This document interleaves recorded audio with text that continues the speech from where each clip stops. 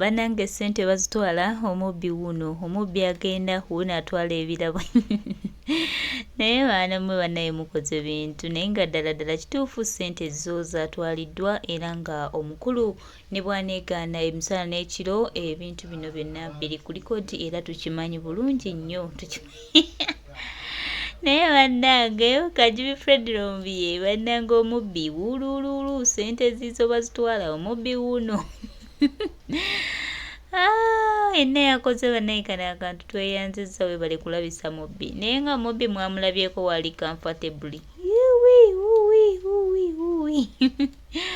omubbi wuno agenda ne sente bazitwala ululululu n'omutunuulira yenna waatunula n'ojula okugamba oba mukole ki naye ng'omubbi wuuyo bannange yabbye miliyoni 5 kyennyinza obagamba n'obategeeza te nze mbagambe ki nange nesangidde wano kantu omubbi wuuyo omubbi sente azitwala wa wuuyo Uganda nzona temutudde abaana mukoze bintu omubbi wuuyo wulululu sente wuuno azitwala omubbi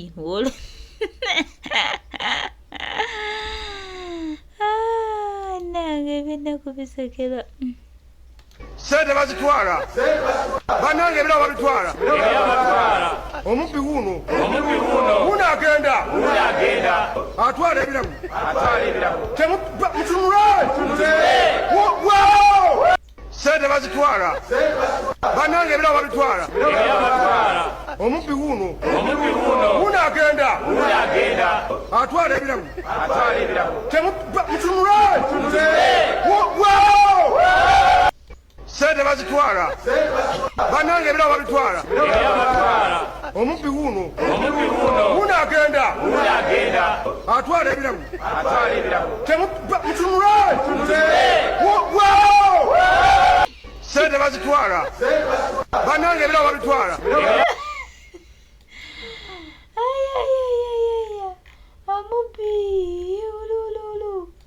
abo abatantegeera nga ndeeta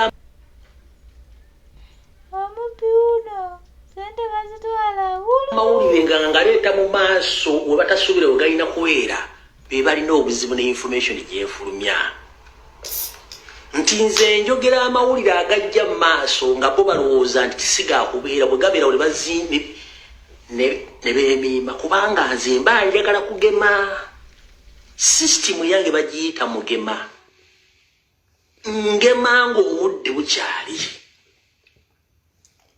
kati abasajja bano baava ku yunivasite nga ba UEL bakabinjaako ne bayitirako ne mu nkobo za mbogo akabinja ke kamu ne bajja mu DP enkulu akabinja ke kamu ne bagenda mu DP buloko akabinja ke kamu ne bajja mu Ssubi akabinja ke kamu ne bajja mu Wokotwaka ke kabinja ke kamu ne bajja mu G7 kabinja ke kamu ne bajja mu Nuupu kabinja ke kamu ne bakola G20 kabinja ke kamu kati goberera gye bavudde olukanga galo bavudde kati kino ekyo bakola olwaliro kikwewuunyisa era gwe abawolereza olya mmere ki atasobola kumanya byafaayo era bagenda okukola gagenda kubeera mawulire ki bwe nzija n'engema ebintu bino ng'obudde bukyatega amawulire era tebajja kuswala era ensi ejja kutegeera nti bano twali twabamanyi nga tulinda budde buzibu nga ndeeta amawulire nga ngaleeta mu maaso we batasuubira we galina kubeera be balina obuzibu ne information gyefulumya nti nze njogera amawulire agajja mu maaso nga bo balowooza nti tisigaakubeera bwe gabeera bwe bazimbi ne beemiima kubanga nze mba njagala kugema sisitimu yange bagiyita mugema ngema ng'obudde bukyali kati abasajja bano baava ku yunivasite nga ba UEL bakabinjaako ne bayitirako ne mu nkobo za mbogo akabinja ke kamu ne bajja mu DP enkulu akabinja ke kamu ne bagenda mu DP block akabinja ke kamu, ne bajja mu Ssubi akabinja ke kamu, ne bajja mu Wokotwaka ke kabinja ke kamu, ne bajja mu G7 kabinja ke kamu, ne bajja mu Nuupu kabinja ke kamu, ne bakola G20 kabinja ke kamu. Kati goberera gye bavudde olukanga galo bavudde, kati kino ekyo bakola olwaleero kikwewuunyisa. Era gwe abawolereza olya mmere ki atasobola kumanya byafaayo.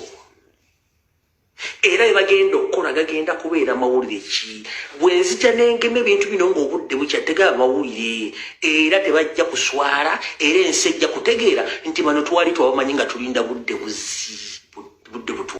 Omukulembeze wange omululu Robert Kyagulanyi Ssentamu kansubira nti kwoli kuno era kubanga kanaka njagala sooka kukulaga vidiyo wajgwe wenyini wagibaddemu nde wategedde ki kyabadde mabega wa kintu kino mu bufunze ngira bategeeza nti eteekateeka ya musajja mukulu Yoseriti Bahabaloota Musevine w'Akalekezo okusanya Obuganda ekitonde nyesigaddeko emyezi 8 nkiddamu enteekateeka ya Yoseriti Bahabaloota ey'okusanya Obuganda buli kimu ekigirimu esigazzaako emyezi 8 gyokka era y'ensonga lwaki yasindise kawenkene Charles Peter Mayiga agezeeko nnyo okwogerezeganya omukulembeze wa National Unity Platform Robert Kyagulanyi Ssentamu nga amwogereza asobola okuba nti akakkanya obusungu bw'abantu. Bino nno ngenda bijja mu kawaayiro ka information gye ntandika nayo olwaleero olw'ensonga nti nze ebyange mbyogera kati ng'omusizi agula essiyani nti ngenda kulira ku bantu bange.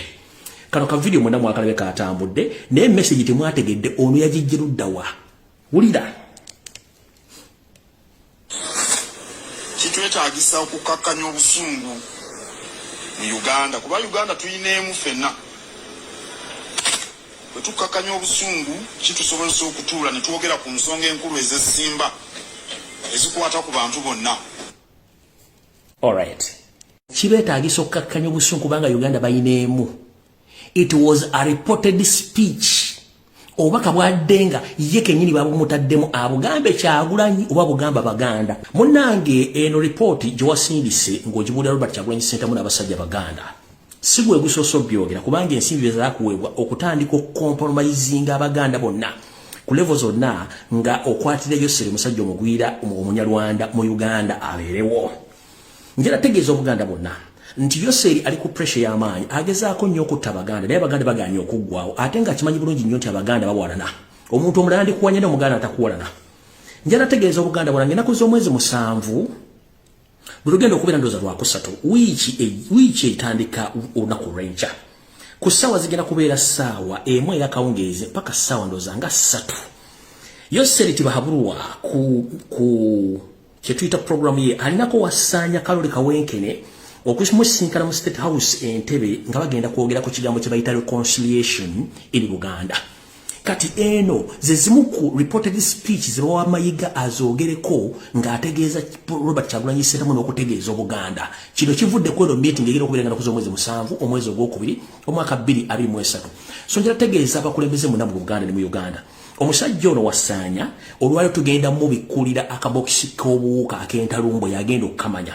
Ngenda kuza omwezi 7 lugenda kubeera lwa either lwa 10 no lwa 5 lwa Sunday enkya 6 Monday 7 ku Lwokubiri. Ya ku Lwokubiri ssaawa emu ey'akawungeezi agenda sinkana mukulu Yoseriti Bahabaloota Musevine w'Akalekezo muzezedde ensanga bisibe mu State House Entebbe nga bagenda kwogera ku kigambo kye bayita reconciliation olw'ensonga nti Yoseri ensi eno etandise omufundiri olw'ensonga nti agezezaako nnyo okutta Abaganda okusanya Buganda kiganye. Mujjukire Yoseri naye bwadda mu kitanda kye agamba abasajja b'enzita tebaggwaawo ate mbamanyi Abaganda bawalala.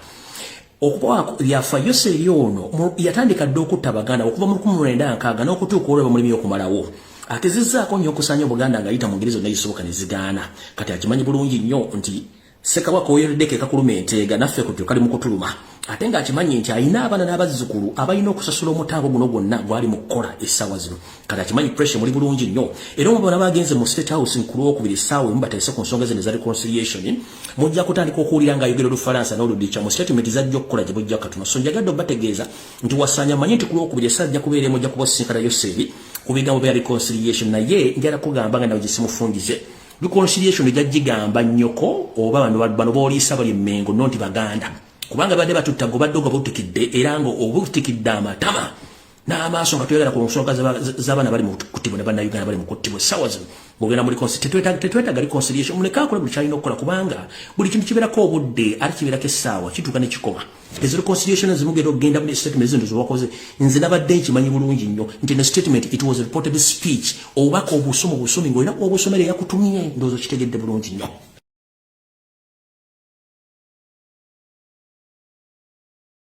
kurenca ku ssaawa zigenda kubeera ssaawa emu ey'akawungeezi mpaka ssaawa ndowooza nga 3 Yoseri Tibahabulwa ku kyetuyita programu ye alinako wasaanya Kaloli Kawenkene okusimusinkana mu State House Entebbe nga bagenda kwogera ku kigambo kye bayita reconciliation eri Buganda. Kati eno ze zimu ku reported speech ze bawa Mayiga azogereko ng'ategeeza Robert Kyagulanyi Ssentamu n'okutegeeza Obuganda. Kino kivudde ku eno meeting egenda okubeera ku omwezi 7 omwezi ogwokubiri omwaka 2023. So njala tegeeza abakulembeze muna mu Buganda ne mu Uganda. Omusajja ono wasaanya olwayo tugenda mu bikulira akabokisi k'obuwuka ak'entalumbo yagenda okukamanya. Ng'ennaku z'omwezi 7 lugenda kubeera lwa either lwa 2 no lwa 5 lwa Sunday enkya 6 Monday 7 ku Lwokubiri. Ya ku Lwokubiri ssaawa emu ey'akawungeezi agenda sinkana mukulu Yoseri Tibahabulwa tabasolo mutana wakale sente muzezedde ensanga bisibe mu State House Entebbe nga bagenda kwogera ku kigambo kye bayita reconciliation olw'ensonga nti Yoseri ensi etandise omufundiri olw'ensonga nti agezezaako nnyo okuttabagana okusanya Buganda kiganye. Mujjukire Yoseri naye gwadda mu kitanda kye agamba abasajja b'enzita tebaggwaawo ate mbamanyi Abaganda bawalala okuba byafa Yoseri ono yatandika dde okutta Abaganda okuva mu 1960 n'okutuuka olweba mulimi okumalawo agezezaako nnyo okusanya Buganda ng'ayita mu ngeri zonna ezisoboka ne zigaana. Kati akimanyi bulungi nnyo nti Ssekabaka oyoleddeko ekakuluma enteega naffe kutyo kali mu kutuluma ate ng'akimanyi nti alina abaana n'abazzukulu abalina okusasula omutaago guno gwonna gwali mu kukola essaawa zino. Kati akimanyi pressure muli bulungi nnyo era omubona bagenze mu State House ku Lwokubiri essaawa emu bateese ku nsonga zino eza reconciliation mujja kutandika okuwulira ng'ayogera Olufalansa n'Oludicha mu statement zajja okukola gye bujja katono. So njagadde obategeeza nti wasaanya manyi nti ku Lwokubiri essaawa ajja kubeera emu ojja kubasinkana Yoseri ku bigambo bya reconciliation naye njala kugamba nga nawe gisimufundize reconciliation ejagigamba nnyoko oba bano booliisa bali Mmengo nonti Baganda kubanga badde batutta gobadde butikidde era ngo obutikidde amatama n'amaaso nga tuyagala ku nsonga z'abaana bali mu kuttibwa ne bannayuganda bali mu kuttibwa essaawa zino ng'ogenda muri tetwetaaga reconciliation muleka akole buli kyalina okukola kubanga buli kintu kibeerako obudde ate kibeerako essaawa kituuka ne kikoma. Ezo reconciliation zimugenda okugenda muri statement ezintu zewakoze nze nabadde nkimanyi bulungi nnyo nti ne statement it was a reported speech obubaka obusomi ng'olina obusomere yakutumye ndowooza kitegedde bulungi nnyo.